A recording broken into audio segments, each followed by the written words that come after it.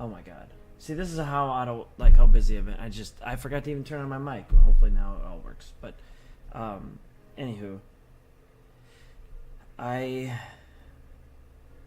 there we go. All right, stuff is up and running. So I wanted to spend a minute and just give everyone an update where we are, what's going on, how's the strategy working, and talk about it for a minute. Just because I haven't talked in a little bit, but. Still staying consistent with the $2,000 a week in investing, and so we've got 8,000 into the market now. We're on week 4's completion, so starting Monday we'll be on to week 5. That's why you see we've got our first 5-digit number out there. So we're into the 10,000 starting next week. Now, with the election this week, there's a lot of roller coastering that's been happening over the last week and a half. Up, down, left, right. Who the hell knows what's going on? Like, it's been a very interesting 2 weeks. I want to say Monday this week, I was at a point where I was actually $150 down on the 8,000 invested.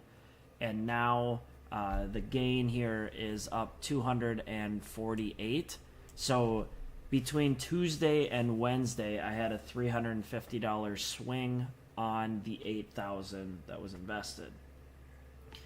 Now, no strategy has changed. Still running the same thing. So we're gonna try to work on the 9 sectors: a bond, a growth stock, an S&P, a dividend stock, and then the international fund. So let's pull that up and start the shopping list for what next week's going to look like. Okay, so I've got this zoomed in a little bit so we can look at this a little bit easier. So I should probably...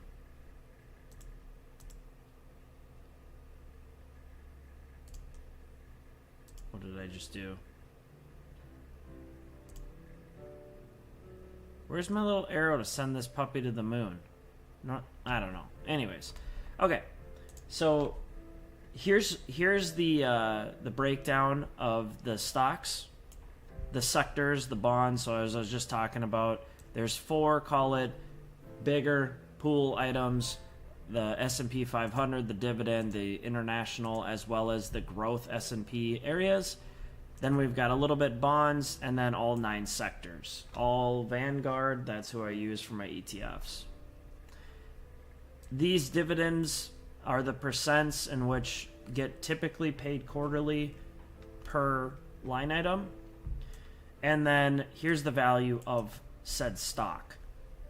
So as we look through where we at right now with the 8,153 that's invested, we got 2,600 sitting in these 4, 365 sitting in bonds, and then we have 5,162 sitting in the sectors.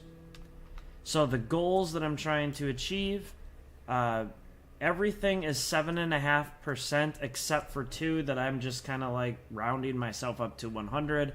That is the international and the bond index. So what I've got in this fun little thing in column E here is it helps me keep track of how far off am I from my goal. So right now the S&P 500 is way over goal by 460. Dividend is under by 200, and so forth. So when I think about my shopping list for this upcoming week, I pay attention to this line right here.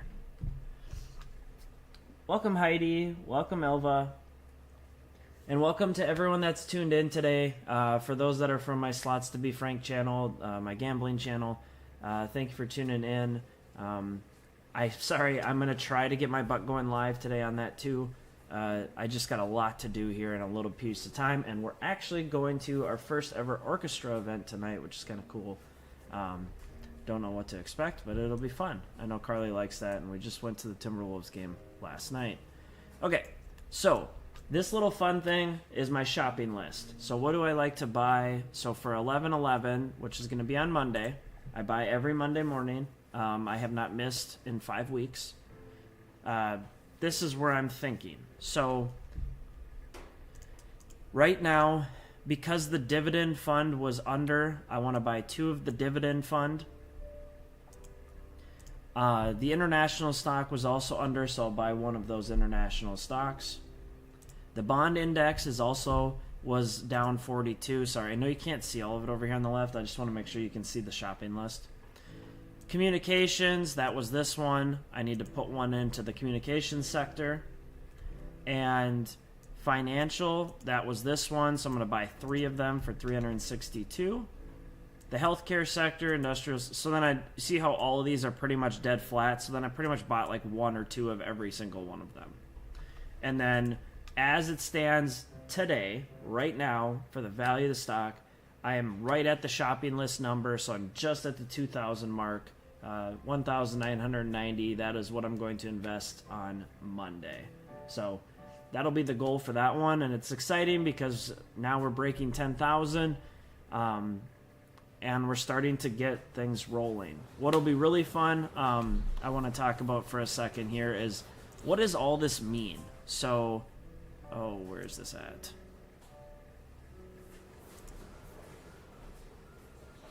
Shoot. Hold on. Let me blow this up for a second. There we go. That's what I wanted. Okay. Sorry, I'll shrink it down for a second. As it stands, Anthony, I'll get to your question in 1 second. Let me finish one quick thing.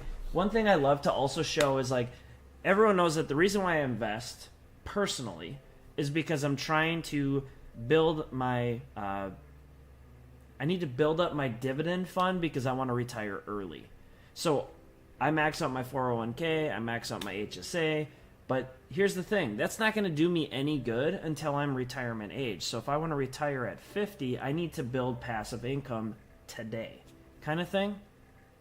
And so that's why I focus on this right here, growth plus dividend. And here, based on the 8,000 invested, this is where we're at. We're looking at a total of $150 in income from dividends, kind of like, you could almost think of it as forever. It's pretty much the same concept. And this is how it looks. So in December, earmarked to make $7 in dividends. In January, $28. And then February, $1. And then it just continues the cycle. Boop, boop, boop, boop, boop, boop, kind of thing. And so to circle back here before I get some questions in the chat, you might notice down here on the bottom, I've got this thing called retirement percent.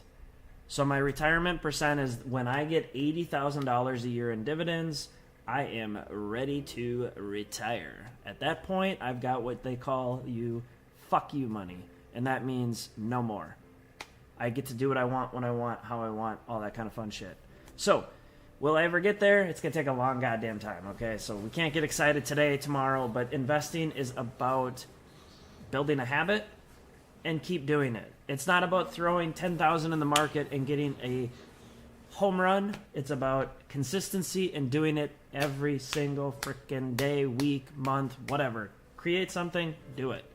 That's the only way that you can build super, super good wealth.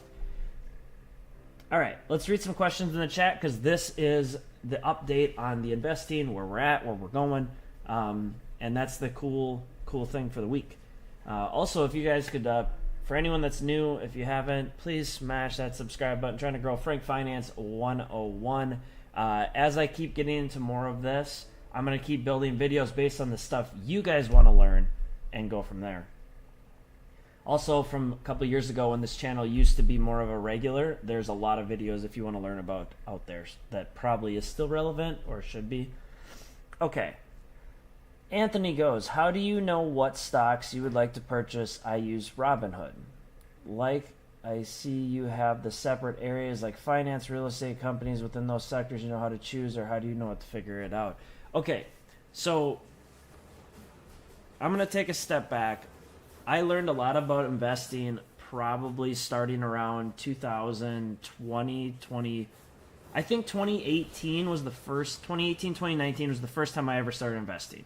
Back when you actually had to pay per stock trade. A little bit different today than it was back then. That's when I started getting investing. I funded it with $3,000, and I tried to day trade a little bit. Learned, I won some, lost some. I was like, screw this, I'm out. So a lot of trial and error, Anthony. Then in 2020, I was in a good position to start dumping money into the market during COVID, and I was making hand over fist money when COVID started coming up. Out of right out of that April, May time period, I dumped just a shitload of money into the market. And I was making money like you wouldn't believe. And then in that fall, I learned the hard way that it doesn't just go up. There were days where I was losing $1,000 a day. I was like, well, there goes another fucking $1,000, right? Like, it was, it's like, oh my God. I remember there was one week, I think I lost like $6,000 in the market. And I'm like, we just need to, let's go get some alcohol. I need to calm down. I need to chill, get some good tunes. I don't know, and the reason I share that with you is the market is a roller coaster. It is an up, it is a down, it is a left, it is a right. You have to have what is your plan? So if you're asking me, Anthony, what do I buy and why do I buy what I do, is during COVID I learned the hard way, the emotions of buying individual stocks. I outperformed the S&P 500. In fact, I destroyed it.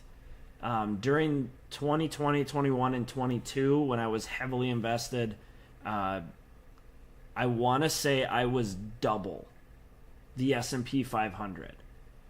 And what I learned is when it's on the up, when the market is on the up and up and up, I did very well in individual stocks. When the market is on the down, I did very well when I had ETFs. So the ETFs are like a big sector pool. So if you're wondering, here, what I have, if I go to this pivot here, here's all the tickers. So these are the actual stocks behind that industry. So here's that industry on the front tab, and here's the ticker and the name. So for those that might want to pause this and take a look at what are the things that I'm looking at, this is when I say bond index, I'm talking about the total bond market index ETF from Vanguard, BND. Now, there's 7 different BNDs that you can invest in. I personally just liked BND, so I haven't come off of it. Now, someone could say there's better, this or that. The other thing that I noticed is, and I did this pressure test. So I don't know if it still works, but I just want to talk about this one for a second. So let's go to, so you notice, so let's look at one of these sectors. So VOX. Whoops. Let's use VOX as an example. So that's communications. It's the communications sector. If I go to VOX, and I'm doing this from the hip, by the way, so I apologize if I misspeak on something, but if I go to this tab, my purpose on this tab was to grab the top 10 companies underneath that particular sector. And what this is telling me is the absolute low on this stock or ETF was 107 on the last 52 weeks. The high was 155, and the current price is 154. So what this means over here on the right is that it has grown 44% from its all-time low. It's down 1% from its all-time high. If I invested $1,000 in this stock, it would be worth $14.35. If I invested it at the all-time high, it would be worth $9.90. So it gives me ideas and ranges on the roller coaster. And the reason why I did this beat worse. I got to remake this analysis work here. I got to re-put the colors in. But what the idea was, if I focus on the lows, every individual stock, so there was a beat, and there's 2 beats. So only 4 of the stocks actually outperformed the index from the all-time low. Only 4. And then when I look at the investment valuation over here on the right, $1,000 invested would be worth, yes, an extra $400 if I were investing in Meta or Facebook. What's this other one? Netflix. Netflix If I invested 1,000 at the all-time low, it would be worth 1,800 versus 1,400. But now let's go the other way for a second. You got Google. Google is very famous. They're underperforming the index by 4%. Walt Disney underperforming the index by 23%. Verizon, Comcast, like all these other ones. So like the reason why I'm sharing that with you is like I got to the point where I'm just like, you know what? I'm investing for the long term. I'm not going to sit here and chase stocks around. If I really wanted to maximize my money, it's not an index fund. You will not maximize the best potential by doing an index fund. But what you can do is I don't wake up in the morning going, fuck, that company just went bankrupt. Sorry for my language, but like that's the feeling that you have when you wake up and look at your stock and go, like I will remember back when, oh God, who was it? AME. AME? It was the AMC, the theaters. Is that what it was? I think it was the theaters. Long story short, I had bought in during COVID when they were at like $3 a share. I put $3,000 on them. It ended up going up to like $4 a share, and I sold based on the news because I didn't think they were going to get funding to actually be able to not go bankrupt. And it dropped because they weren't getting the fund that they needed till like $2. So I'm like, you know what? Let's try again. So I took the same 3,000 that I made money on, and I kept the stuff I made money on. I threw the $3,000 back at the $2. It went up to $3. I sold again, so I made another $1,500 on top of the stock. And I walked. I was done. Long story short, you can go back and look at what happened to that stock. I'll never forget this. I think it was I'm pretty positive it was AMC. So, where the hell was it? Was it AMC? It had to be AMC. Did they do like a stock split or something? Or the other way around? I'll have to go look at my old stuff to actually go figure out who it was. I thought it was AMC. Because AMC was the meme stock and so was GME. I want to say both of those were the meme stock. Oh yeah, for sure. It was definitely. They definitely split here. You see how it went up to 261? This was originally $60. So back when I made the video, they had to do some type of stock reverse split. Did AMC do a stock reverse split? Oh, they did do a 10 for 1 in 2023. So they did do a back. Okay, fuck. Okay. I'm like, this is fucking with me for a second. Anyways, so they did do a reverse stock split. It was AMC. And so this right in here, you see how this dip, guys? So like, let me zoom in just a little bit. Do you see this dip right here? I bought here and sold here. I bought here and sold here. And then it dipped, and literally, it was less than a month later. It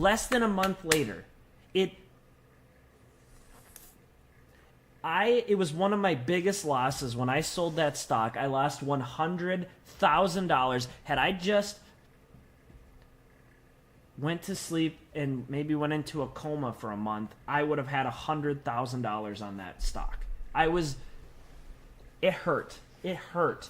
And watching and seeing that trend, I just said, I'm done with this. I'm done with it. I don't want to deal with it anymore. I'm just going to do the investing that I'm talking about, which is index funds. So that was a long-winded answer, Anthony. I personally just I set my goal out here in front where we were talking about each of these areas, and I just keep to a goal percent, and that's all I invest to. And I stop right there, and that's it. Hey, Abbas. How you doing? But I promised myself that I was going to go do some yard work and stuff. This is our best turnout yet so far. So during the live, we've had quite a few people stop in. Thank you for everyone that stopped in. I'll give you 5 more minutes if anyone's got a question here. Otherwise, I got to shut it down, get out and do some yard work before all the leaves get snow on them. So this is my update for the week. We're doing well. We're up, what was it, 200 and...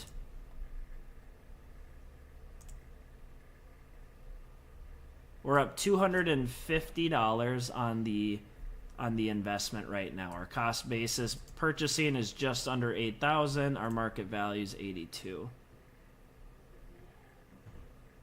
Awesome, Anthony. I'm sharing my journey, and just the one thing I ask is if you want to learn about something, like you name it, buying a house, whatever.